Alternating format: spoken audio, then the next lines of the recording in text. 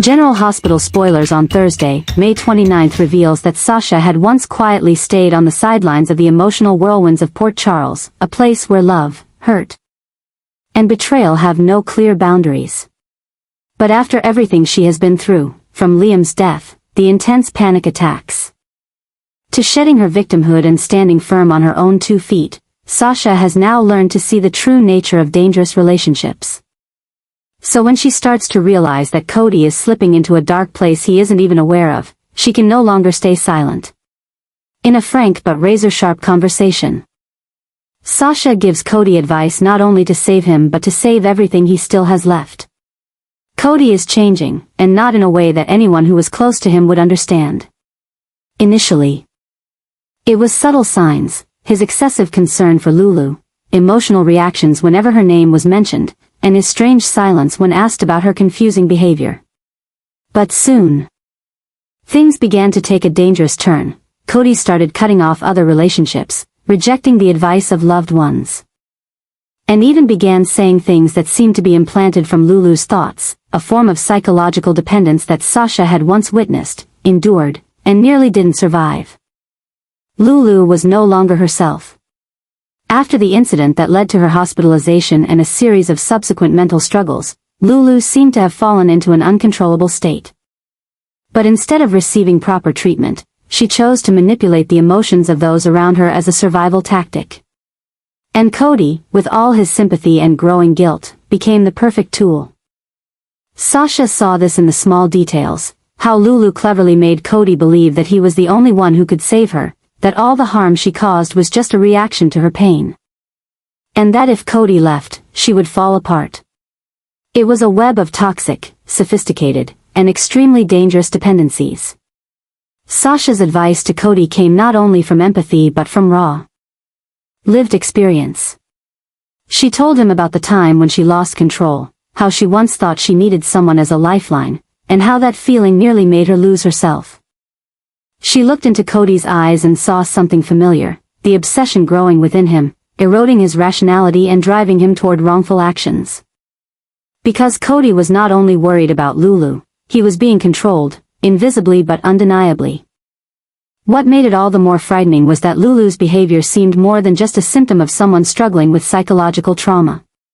Her secretive actions, contradictory statements, and information that only someone intentionally creating it could control, all made Sasha believe that Lulu was hiding something bigger.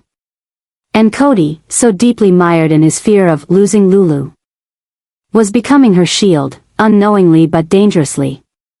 He could no longer tell what was a rightful action and what was manipulation.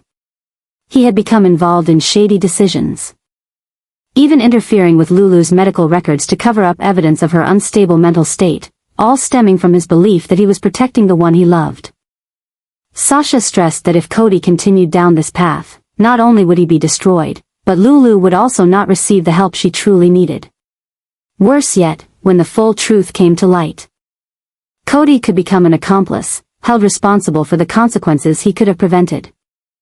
Because once Lulu's actions went beyond the realm of treatment and turned criminal, everyone would turn to Cody, the one who stayed silent, covered up, and assisted. This was no longer a story of 2 wounded people finding solace in each other. This was a psychological event that was about to explode. A new obsession was forming. And it wasn't from an external force, it came from the very core of dependence, the blurring of lines between love and control. Cody was now caught between 2 forces. The truth Sasha was trying to help him see, and the dark allure Lulu was constantly whispering in his ear. If Cody didn't wake up, things wouldn't just stop at personal harm. It would spiral into escalating troubles, centered around a man who had lost himself in an attempt to save someone else.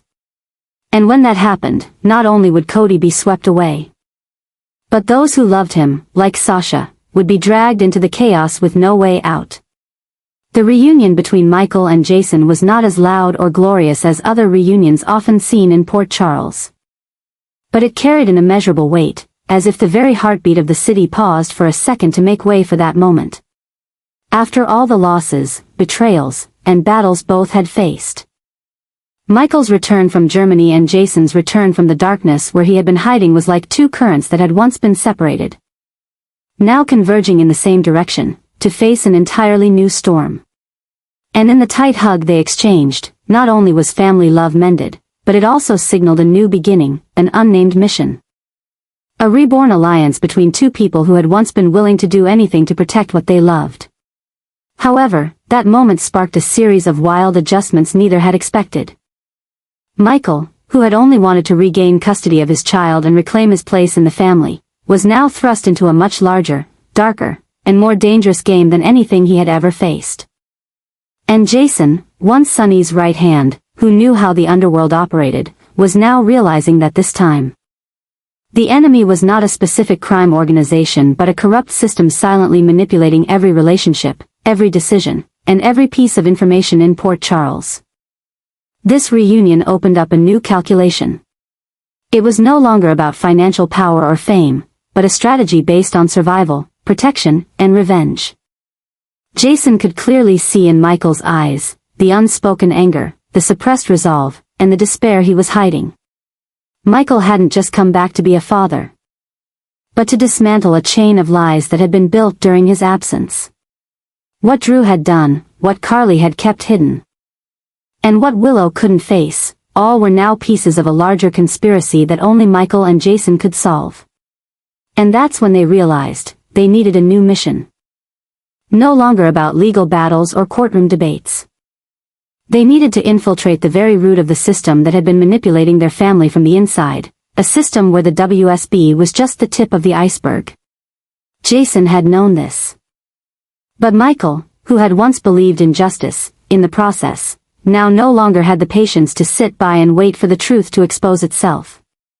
He needed action. And there was no one better than Jason to join him. Together, they began to plot a plan. Jason tapped into old relationships, sources that no one dared touch, to uncover who had hidden information about Morgan, who was truly manipulating Drew, and whether anyone within the WSB was exploiting the Corinthos family's chaos to maneuver a bigger game, perhaps in finance, politics, or even manipulating Michael's medical records to weaken him from within. Michael, still recovering physically, threw himself into every piece of documentation, record, and overlooked recording, like an animal backed into a corner but refusing to die. The combination of Jason's cold logic and Michael's controlled fury created an entirely new force. No one could guess how they would act. And that is what made them so terrifying. For the first time in years, Michael and Jason weren't fighting to protect someone else, they were fighting to reclaim everything that had been taken from them, at any cost. Change was happening, step by step, layer by layer. And those who once thought of Michael as just a selfless businessman, or Jason as simply a man of principle, would soon face a dark truth, when these two united. They didn't just want justice, they wanted to rebuild order. An order that would no longer have room for betrayal, no safe zone for those hiding their hands, and no shelter for secrets that carried the seeds of destruction. And in this rise, their new mission wouldn't stop at Wiley, Morgan, or Carly. It would be a complete purge of a Port Charles that had lived far too long in layers of false morality. And if that meant Michael and Jason had to go to the very end of the truth, then they would. Together. Relentlessly. No turning back. No compromise with anyone who had been hiding behind the veil of silence. Brook Lynn and Ned find themselves at a crossroads where emotions, long suppressed, can no longer be contained. Amid family turmoil, the unraveling of trust, and the psychological disasters slowly coming to light, they both know it's time to sit down and talk, not as a father and his repeatedly estranged daughter, but as two individuals caught in a storm larger than either of them. A conversation is inevitable. Not because they want it, but because if they don't talk, everything around them will crumble, starting with what they once believed had been healed.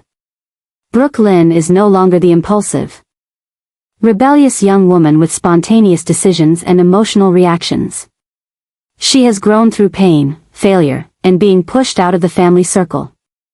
Yet, in the process, she has become a woman who knows how to hide her tears, swallow injustices, and protect what she believes is right. And that has made her someone Ned no longer understands. Between them lies not just a generational gap, but a distance in their definitions of loyalty, sacrifice, and responsibility. In his effort to be the pillar of the family, Ned has unintentionally created this divide. This disaster doesn't come from the outside, but from within, hidden secrets they both struggle to keep.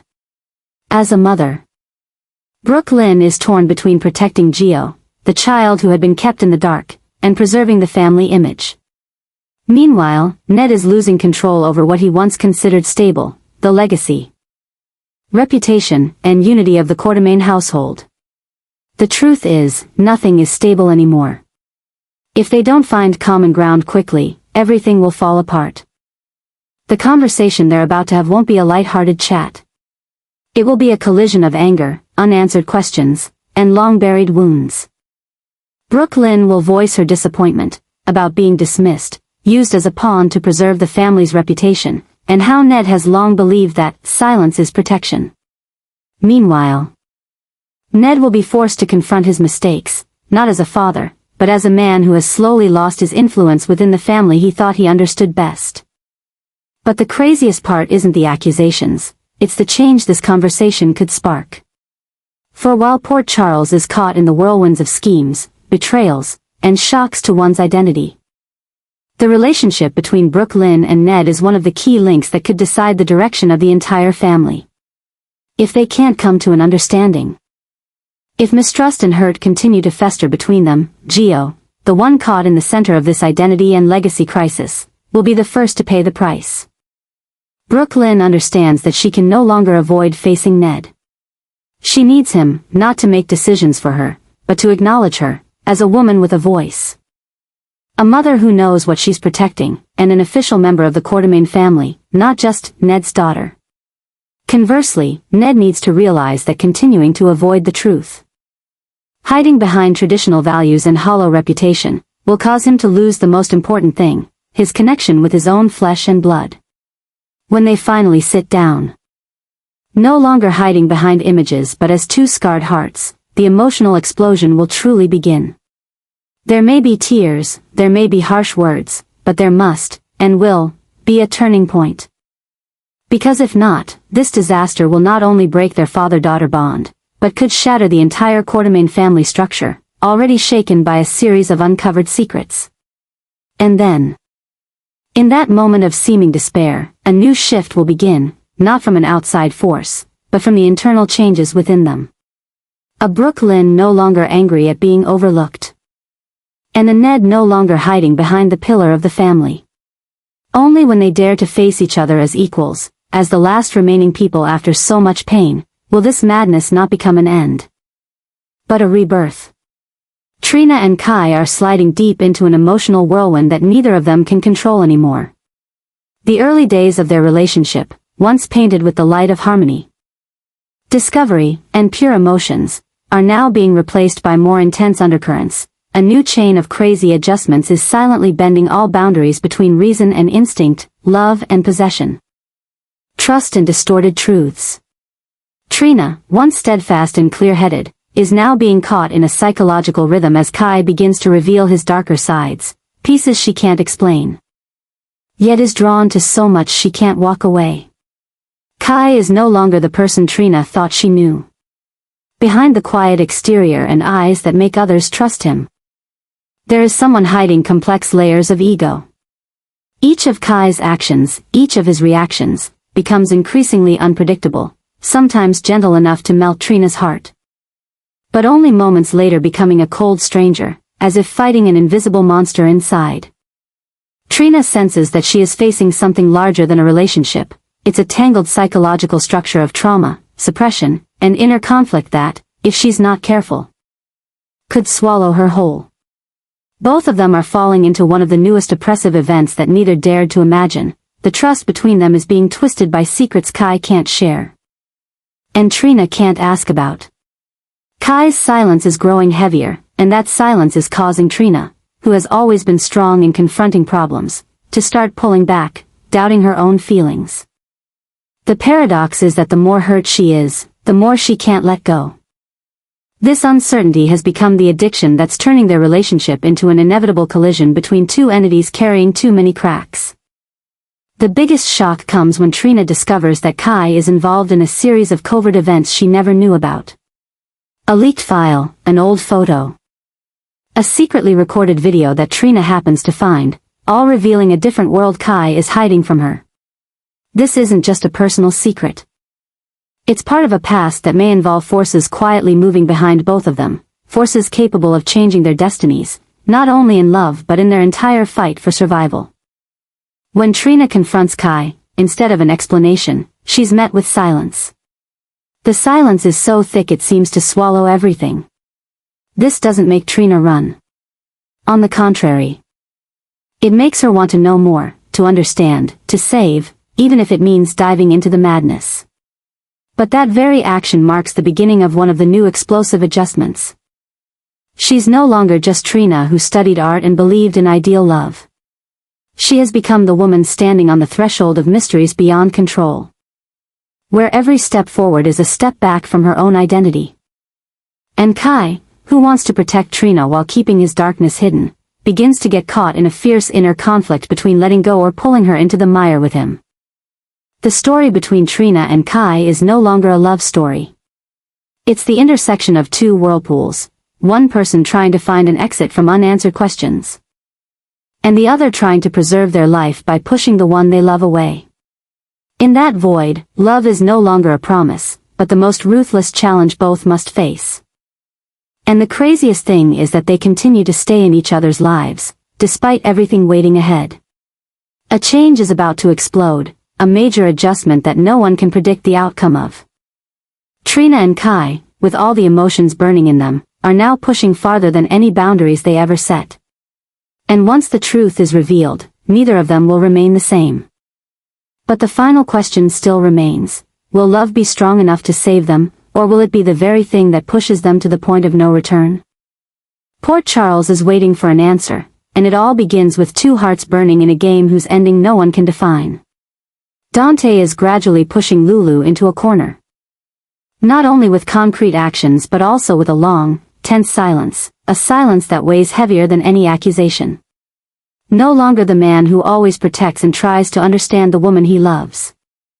Dante is now the embodiment of a disappointment that is accumulating every day, every hour, every moment he sees Gio closing himself off. Every time he hears Brook Lynn cry because of the feeling of betrayal and every unanswered question that Lulu keeps avoiding. And when someone like Dante, who has forgiven, who has knelt down for love, chooses to confront, it is no longer a simple moment of emotional explosion, but an irreversible turning point. Lulu, with the courage and confidence that once made her strong in the midst of a series of events, now falls into a dead end. She no longer has enough arguments to justify. No more spiritual support that can pull Dante back to his old faith. Dante stared at her every word, his cold gaze piercing through her, the gaze of a father furious at his wounded son. A man feeling betrayed by the woman he had once entrusted his heart to. Lulu understood that everything she had hidden, whether justified by fear, love, or pride, had been blown away by Dante's suppressed anger. Dante's questions were not simply inquiries into the truth. They were slices into the past. Memories they had both thought were buried forever. He recalled the moments when Lulu had quietly entered Joe's room after he had cried, the texts Lulu had sent to Brook Lynn and then quickly deleted, and the shady encounters she had had with the people who had hurt their family. Each detail was like a needle piercing the heart of a woman who had once believed she could hide everything with affection. Their confrontation was no longer private. The whole mansion was suffocating as the voices of arguments echoed, as Joe's eyes lost their sparkle, as Brook Lynn paused in the middle of a song she was writing, and as Ned gently closed the door so no one could hear Lulu sobbing in the middle of the night. Port Charles was also starting to stir, because if Dante and Lulu's relationship broke down, it would be another crack in a series of broken bonds in this once symbolic family. Dante was increasingly drifting away from the image of a husband. He became an investigator in his own family. The one who reconstructed each piece of the past to find the truth that Lulu still tried to hide. He searched through every old conversation, compared each time point, and compared each of Lulu's words with other witnesses. That carefulness, once a strong point in his work, was now a cold knife cutting into his own heart. And most painfully, he began to believe. Lulu was not only mistaken, but also intentional. Lulu was different. She had never thought of herself as a traitor. In her inner world, every action stemmed from the fear of losing control. From the desire to protect her son from harm, from the belief that she, and no one else, knew what was best for Gio. But because she believed in herself, she had pushed Dante away. She had lied. She had withheld the truth, she had let her conversations with Brook Lynn become a bigger and bigger rift. And now, as the truth was mercilessly exposed, she realized that even if it was done out of love, it could never be forgiven without honesty. What made it all crazier was the feeling that neither of them had any control. They loved each other. But they were also afraid of each other. Afraid that every word would hurt more, afraid that every decision would push the other away forever. But they also know that if they continue to avoid it, that love will no longer be a salvation, but the source of irreversible consequences. And in the most tense moment, when Dante clasped his hand and Lulu shed tears without words, a cruel truth rang in their minds: what was lost might never be recovered again. The story between Dante and Lulu at this moment is not just a story of broken love. It is a symbol of the rupture between expectations and reality, between so-called family obligations and personal feelings, between trust and betrayal. Every word they say at this moment is like the last stab of a knife that shapes an ending, or opens a new chapter in the harsh journey of two people who once believed they were destined for each other. And whatever the outcome, one thing is certain: this explosion will not stop at tears. It will be the wave that sweeps away all illusions, leaving behind a naked truth, that sometimes, love is not enough to keep someone.